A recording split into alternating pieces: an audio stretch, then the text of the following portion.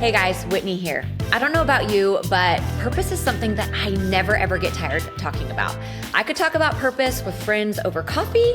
I could talk about purpose with my team and making sure that we're staying aligned to what actually matters in our work and the priorities and their fulfillment towards what we're doing. I could talk about purpose in my home with my husband, making sure that our kids and our lifestyle are actually matching what really matters to us. Purpose is one of those things that I can just keep talking about. And that's what's really fun about this month at the Global Leadership Podcast. We're talking all about purpose, you guys. So make sure to go and check out all the episodes from this month if you're one of those people that never grows tired of purpose also. And listen, I don't know if you're new here or if you've been with the Global Leadership Podcast for a really long time within this community, but this is a community where leaders of all sorts, and we really mean that, leaders of all sorts. If you are leading in a classroom, if you are leading a small business, if you're leading a large organization, if you're leading in your home, you are welcome here. And our goal is to learn how to grow in healthy and holistic ways. And listen, if this podcast has helped you in any way, we would love to hear about it. David and I actually read your reviews about what you're learning, how this podcast is impacting your actual life and work. So if it has impacted you at all, would you take a few minutes to leave a review for us? David and I would really enjoy seeing how these pointers and these tips and these ways to actually approach leadership in our everyday life are helping you. Now, we are going to jump into a conversation with Molly Fletcher. Molly Fletcher is an incredible woman. She's actually one of the first female sports agents, you guys. And she has not only represented over 300 of the top athletes, but she also negotiated over $500 million in contracts. She's a best-selling author, she's a podcast host, and she sits down with Jason Jaggard. He's the CEO of Novus Global, and they have a great conversation. Again, this is a live conversation in front of a live audience, and you're going to hear all about Molly coaching us on curiosity, what it means to actually find fulfillment over just achievement, and Jason pulls out great stories out of Molly throughout the entire conversation. So let's take a minute and let's listen into the conversation that happened at the summit. So we're recording this for the podcast, but we're creating this for you. And so we're really excited to have you here, Molly. Thanks for being on our show. It's a pleasure. And I like the moniker of the female Jerry Maguire. I would just like to remind our audience that Jerry Maguire isn't real. and so actually Jerry Maguire is the fictional Molly Fletcher, I think is the way that we can. So thank you. You're sweet. Thank you for being here. As an intro to this, I'd like to talk a little bit, and this is, by the way, Paula Ferris's question. So we can't do a Q&A, so I talked to a few people, and Paula's one of my favorites, and this is her question. We want to acknowledge that you were in a male-dominated industry, and it was an industry that you dominated in. And so I would like to know, as you are also married, you are married for 25 years, you've got 3 kids, and you performed at the top of your game in that industry. The lazy question is, how did you do it? And can you give us any tips for those of us who want to aspire to the same? Oh, well, what a treat to be with all of you. It really is an honor. It truly is. I think when I think about that, I mean, my husband and I tell this story from time to time, but we had 3 kids in 12 months, which is a little crazy, right? Yeah. Like you're probably wondering, how did that work? And so we had 1, and then 12 months later we had twins. Wow. And I had, a team of agents and 300 athletes and coaches, and so it was a real live fire drill. You know what I mean? And for me, it was about alignment, not balance. And I think we live in a world that talks a lot about balance. And I think sort of balance in the world that we live in, with the level of demand that so many leaders are navigating, where often the level of demand exceeds even maybe our capacity. And so we have to take the time to dig deep on getting clear on what are the things that really matter most. And how can we have the courage to say yes and no against what we've already created clarity around, in service of allowing us to live in and ladder up to what in fact matters most. Because I think we need people around us that'll support us in that, that'll hold us accountable, that'll call our bluff. For me, my mom, my husband, my dad, my brothers, my kids now, 20, and 21. I mean, we need that support. Our faith in God, I know, is for all of us a big center to the way we show up in the world, for sure. So it was a lot of mistakes, Jason, along the way. I found myself once, it was the end of a week, and I jumped on an airplane, and I'd sort of gone back to back to back, nonstop meeting. It was a variety of things, and I sat down on the airplane, and I just burst into tears. And I called my mom, and I'd been gone for 4 days, and I was like, Mom, I miss the girls. They were young, and she said, everybody's good, honey. I mean, we're having a ball. We just had some cookies, and we went to ice cream, and girls are good. I mean, actually, Molly, they haven't even asked about you for a couple. And I was like, I mean, I'm glad, but and I said, well, you know what, Mom, I'm not. Like, I miss. And so when I got home from that trip, she had flown down from Michigan. I'm based in Atlanta. And when I got back from that event, she said, what are you going to do about this? You got to get this figured out. You can't feel like that a lot. And you felt like that a little bit too much, I have found.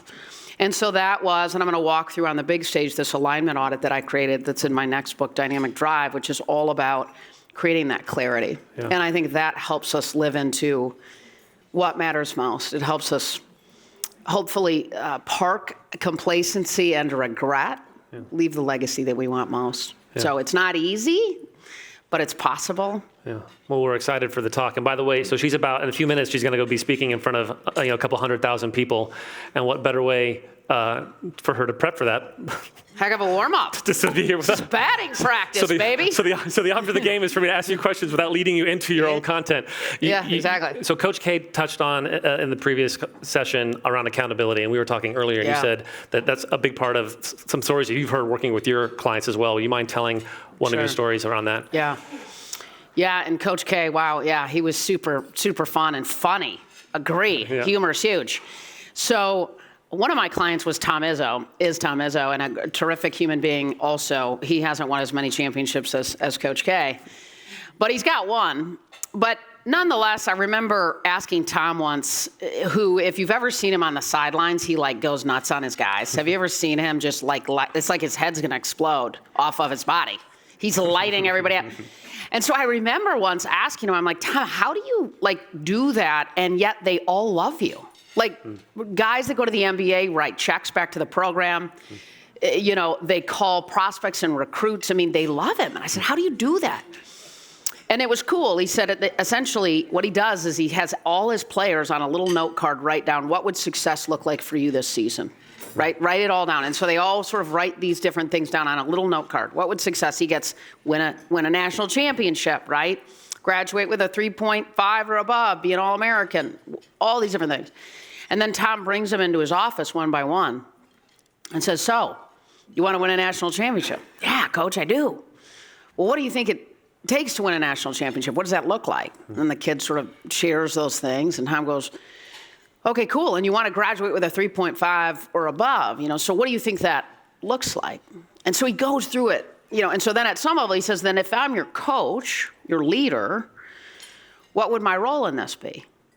And, the player in general, Tom says, well, gosh, Coach, I mean, I'd love it if you'd kind of help me do this, right? Hold me accountable. Yeah.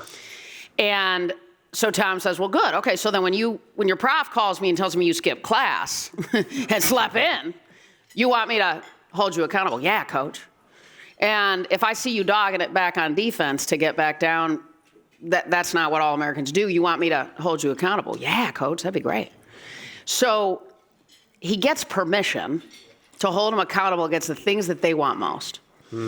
And in turn, it allows them to coach them hard and get the best version of that athlete out of them for them, in service of what they've actually said they want most. So it's just I think it's something that for all of us as leaders, as we think about the people that we lead and serve and pour into every day, who we want to be the best version of themselves, we want to develop them and to grow. And accountability, I think, as leaders is an important thing, no question about it. It's hard, but boy, it's important. Yeah, so important. And, I love that story because I can put myself in the athlete's shoes, knowing what does it feel like for someone to call out my best towards a direction that I've already told them that I long for, that I want. Right. And I know that you guys started as an athlete. Would you mind just kind of painting a picture of your career, like a tale of 3 stories, 3 phases, to help us kind of get a big picture of where you are and where you've come from? Yeah, absolutely. Yeah, I mean, you played college ball, right? I mean, look at you, man. You got a little height, right? I am a specimen. I know.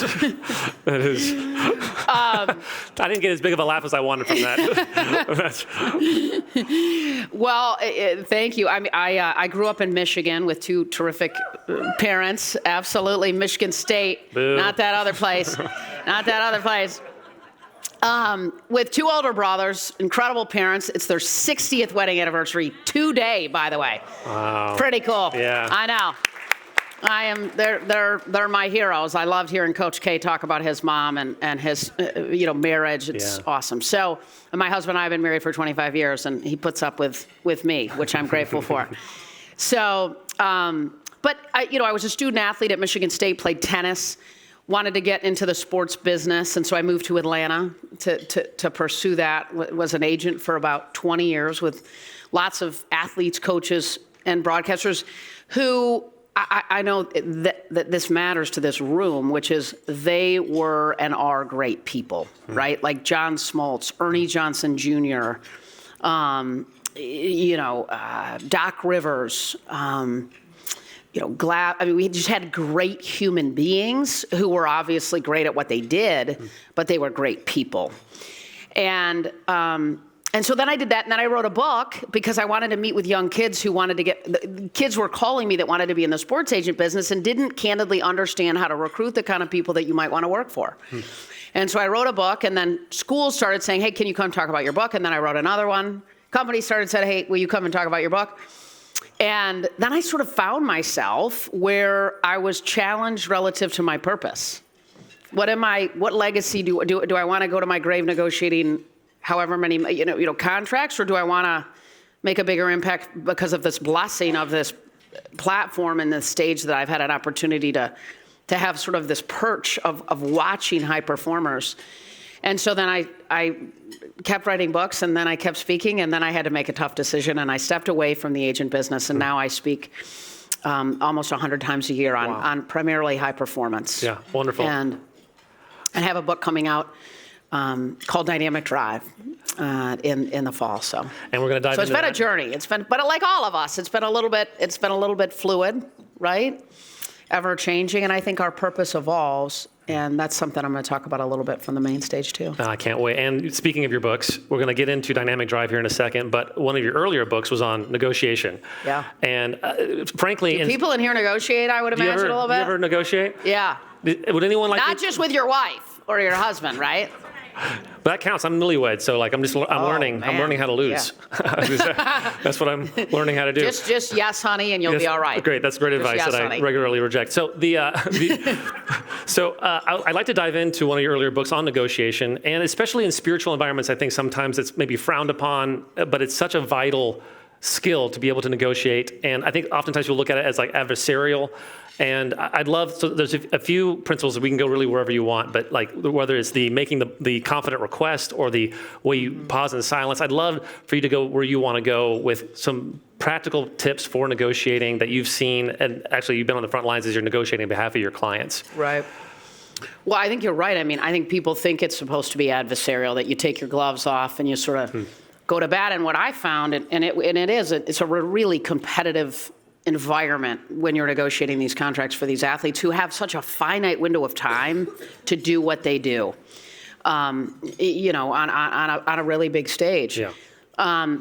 So, to me, it's more important than ever to build a strong relationship. And I think when we really think about negotiation, it's a conversation. I mean, essentially, it's a conversation. In a perfect world, I always joke with people and say, if you want to blow up a deal, send your asks in an email. Right? Text your asks. If you want to get a deal done, we want to connect more than anything.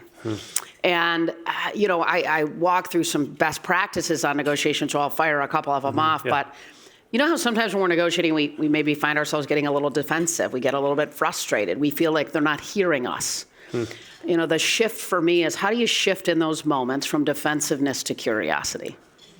How do you get really, really curious about what matters most to them in service of driving connection. I think one of the biggest mistakes we make sometimes when we negotiate is we spend a lot of time and energy focused on the outcome that we want and why we think maybe we deserve it and what that should look like. And I certainly made those mistakes, what I felt like the athlete or the coach should be paid or deserves.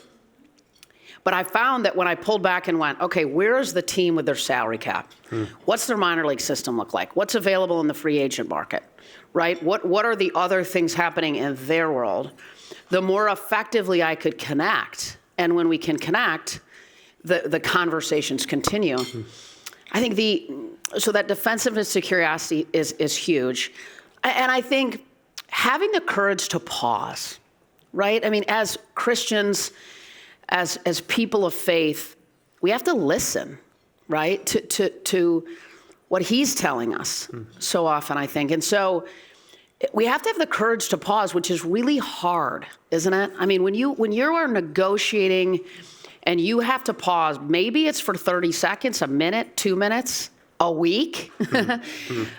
It's a powerful message, though, that we send about the level of comfort that we have about our position. And my thing is, if we've built a strong relationship and we've created connection and we know what matters most to them and we've spent time getting inside of their head and heart, if we've done those things, the foundation is laid for us to be able to pause. I mean, think about, I've had to have difficult conversations. My husband and I have had to have difficult conversations, right? But I know he's not going anywhere, and he knows I'm not either. Right? And I think about clients that I've had tough conversations with, and if the foundation of the relationship was there, the conversation and the space was available to go there with love, a word I heard earlier, I loved that. And we can have the courage to pause and know that nobody's walking away. So that's big. And the pause, look, I remember, I'm a big story person. I was negotiating a contract for Jeff Francoeur, who was a outfielder for the Atlanta Braves. On the cover of Sports Illustrated's The Natural, supposed to be The Natural. He made $12 million instead of $100 million, but anyway, didn't work out. But a great human being, an incredible Christian man, a wonderful father and husband. But nevertheless, we were negotiating, and it was arbitration, which meant that if we couldn't come to terms with a team, then we had to go to arbitration, where three perfect strangers essentially decide what he's going to make.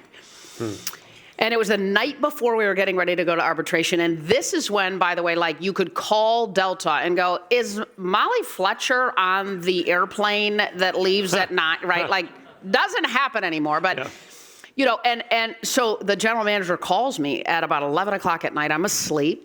I used to sleep with my phone by my bed. I don't do that anymore. That's a bad habit. Yeah.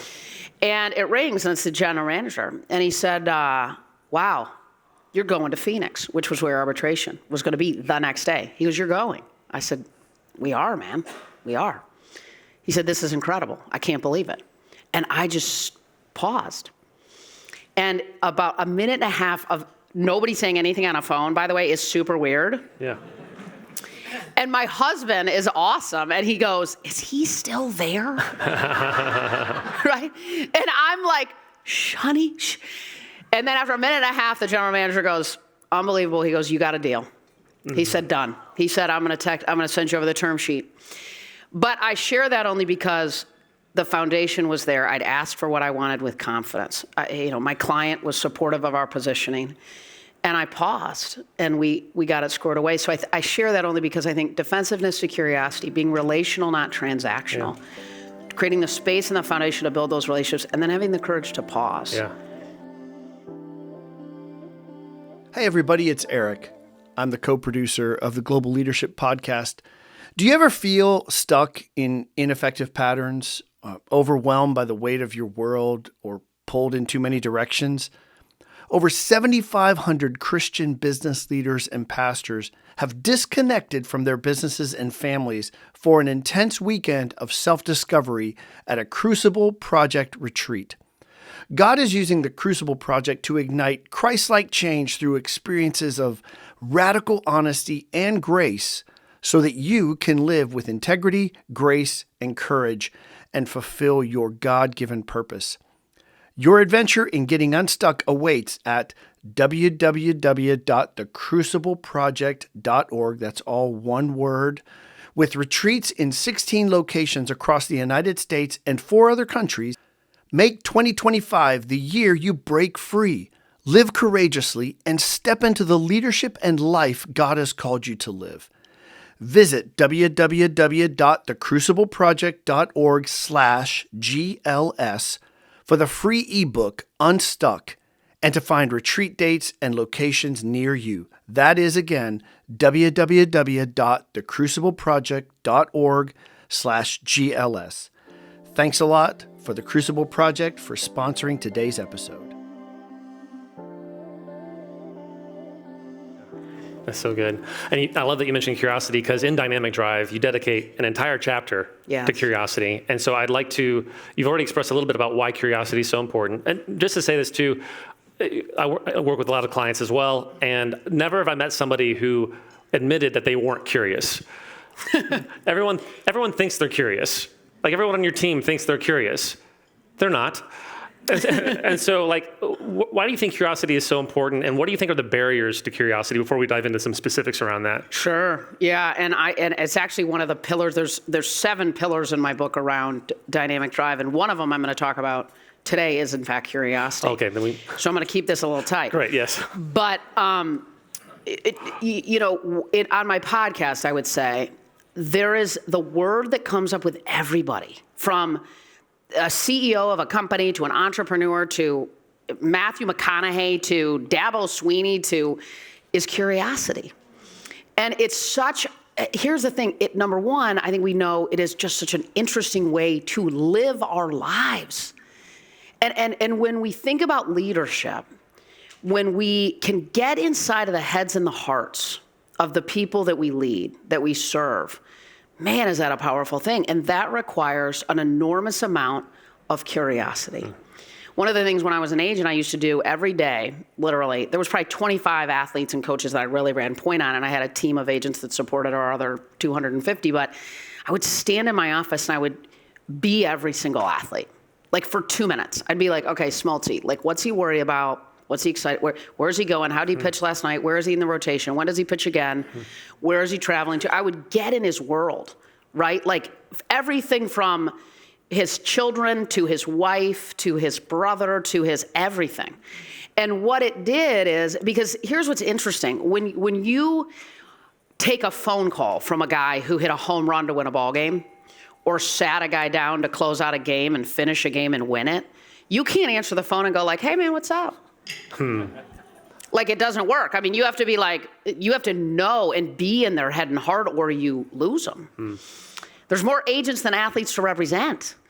So if you don't do that, you lose them. And so what that allowed me to do is anticipate, right? Because when we're really curious, I think what it does is it unlocks an opportunity for us as leaders to anticipate gaps in their lives. I remember once with Smoltz, a terrific human being, one time with John, I started to look out in the schedule and I thought, wait, if the rotation stays the way that it is, the pitching rotation, he's going to have an off day in San Diego. He's not going to pitch that whole rotation. John is a -2 handicap. He traveled. We did deals with teams confirming he could travel with his clubs. Truly. It was part of the deal in the contract because he loves to play golf. So I figured out, and I thought, wow, in 3 weeks, he's going to be in San Diego. He doesn't have to pitch. So I called John up. I said, hey, man, listen, when you're in San Diego, based on the rotation, if everything stays the same, you're not going to pitch. You want me to get you on Torrey Pines? You want to go out there and play? And he goes, oh, my gosh. And he starts backing into it. He goes, you're right. Yeah, Mo, that'd be huge. I said, cool. By the way, I'm bringing a couple prospects, and I'm coming. Let's do it. But I share that because the message when we anticipate is super cool, right? It tells them that we're thinking about them, we care about them, we love them. And when we do it in ways, and there was lots of examples like that where, I didn't go and play and whatever. But when we do it, when we have no agenda, man, that's what it's all about to me. That's what it's all about. When we do it with no agenda, we drive incredible connection. Yeah. But it takes curiosity. It's a big deal. So I had like 3 more follow-ups on curiosity, but I do not want to dive into. No, I mean, we can, because there's a lot to unpack on curiosity, so I won't. Well, a few things. One is on your tables, there's a scan, there's a QR code to actually get your book, Dynamic Drive, for free, because it's coming out September 3rd. And It's coming out September 3rd, and here's what I'm doing. I'm giving away 1,000 copies of my book. Yeah. And so if you scan that code and throw in your information, the book will arrive. It releases September 3rd, and the book will be mailed to wherever you put your address in. Yeah, wonderful. So then This audience just feels like the kind of people that would appreciate a book that's not about achievement, but rather fulfillment, anchored in purpose. Yeah. So then with the book, I feel like whenever people write a book, they have the chapters that they talk a lot about, but then there's always like that chapter that they love that they never get to talk about. As you're reflecting on Dynamic Drive before it even comes out, is there a chapter there that is not in the keynote spectrum, is not on your plate, that you're like, this is important, but not necessarily the thing that everyone's asking for? Yeah, I mean, the core of it essentially is that Dynamic Drive, the opposite of it. So here's essentially what we think about. Drive in the traditional sense, okay? And we as leaders, as faith-centered Christian leaders, drive in the traditional definition is the pursuit of an achievement, an outcome, a goal. But here's what I saw as an agent, and this is why I wrote this book and why it breaks my heart, is that when we only focus on achievement, what do we do next?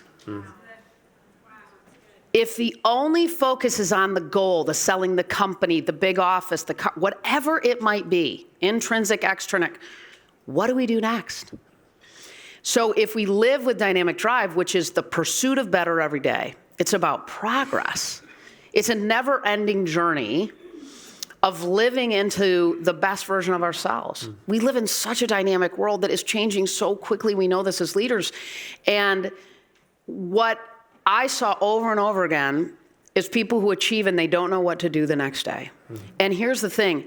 Dynamic Drive, it parks burnout, because when we anchor the work that we do with something bigger than ourselves, purpose, faith, our relationship with God, powerful, powerful way to combat complacency.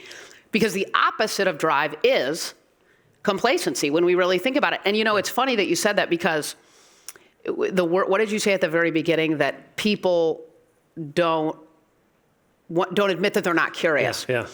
So complacency is also sort of an interesting thing, right? Most people don't really like to hear that word. It kind of makes them squirm, and they're like, I'm not, nah. But here's what's interesting. If I ask people and I say, is anybody a little stuck? Like a little stuck, like maybe relationally, physically, mentally, emotionally, spiritually. Anybody got a little stuck? People go, well, yeah, heck yeah, man. Here, what? And complacency, though, feels like you kind of got to own it. Like if I can't point to anybody. It's kind of like in me. And so Dynamic Drive essentially keeps purpose at the center, keeps progress and the pursuit of better every day at the center, keeps complacency at bay, because you can't become complacent if you're pursuing better every day. Yeah. Here's what's interesting. The ripe time for complacency to take root in our lives is, guess what? After we've achieved something. Yeah. How amazing. And I saw that so often. And it breaks my heart. And I think that's why we have to identify, and we know this, as something that's bigger than ourselves. Yeah, that's wonderful. All right, so then the team asked me to ask one last question. All right. You got an earpiece in or something? I do. They buried it deep. What's that? Speaking of people who continue their drive for excellence, there's a story that I was asked to ask you about Ernie Johnson. Could you close us with that? Absolutely.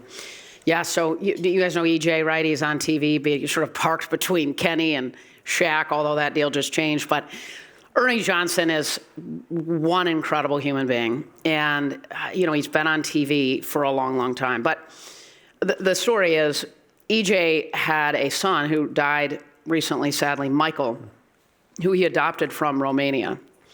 He and his wife went over to Romania, and they walked into a I'm blanking, where you would adopt an orphanage. Yeah. And the woman at the orphanage sort of walked by this child, Michael, and said, "Oh, no, he's got so many problems. Like, let's keep going. Let's keep walking."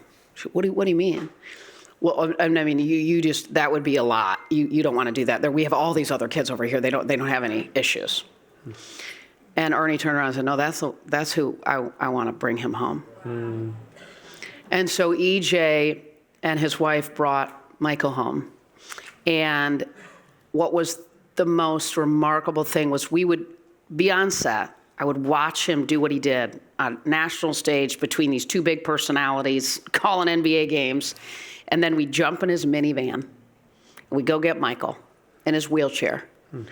And we'd get him in the minivan and we'd go to lunch. And he would spend the entire time at lunch feeding Michael and rubbing his head, because Michael always loved it when he would rub his head.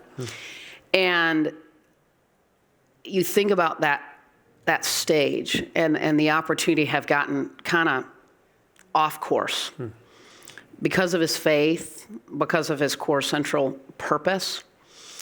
It was impossible for him to, at some level, settle into a place that wasn't aligning with his faith and his mission in life, which essentially for us, and we know this as leaders, it's not about us, right? It's about the people that we get to lead and pour into and influence personally and certainly professionally too. Yeah, well, so thank you for pouring into us. Where can people, this is a skip across the pond. It's a brief conversation. Where can people continue to see what you're up to and know about you and digest your content? Sure. MollyFletcher.com is my website, and so you're welcome to do that there. And then I wanted to add too, when you get the book, the other thing we'll send you is a downloadable PDF that's a leader and team guide that will help you activate it with your teams and the people that you lead, which is just a really cool way to ensure that you can sort of infuse it, not just in yourself, but more importantly, in the people that you lead and serve. I love it. Well, thank you so much for your time, Molly. Thank you for being the real life Molly Fletcher, ladies and gentlemen. Very good. So as that conversation was wrapping with Molly and Jason, there's another part to the story that is really incredible. Molly and Jason are talking all about curiosity and how Molly got really curious about the clients she was serving. And she was truly serving them and wanting to get to know them. And one thing she learned about Ernie and his son is that what Ernie really wanted was to make a fair salary so that he could have a great wheelchair for his son who was disabled. That's what really, really mattered to Ernie. That's what really drove him to actually do what he did. And here's what's so cool about that, is Molly knew that detail of Ernie's life. And Molly, because of her curiosity, she actually leaned in, and it actually brought her so much fulfillment to do her job, because she knew that detail of Ernie's life. And she could go to the table and negotiate great contracts because of her curiosity and the details of serving her clients. How cool is that? We can apply this in so many different areas of our lives. I actually was just having a conversation with a teammate, and one of the questions I asked them was, what does reward look like for you? What does it look like to actually say, great job on a project? What does it look like for you? And I actually asked each of my teammates that question. And here's what was crazy.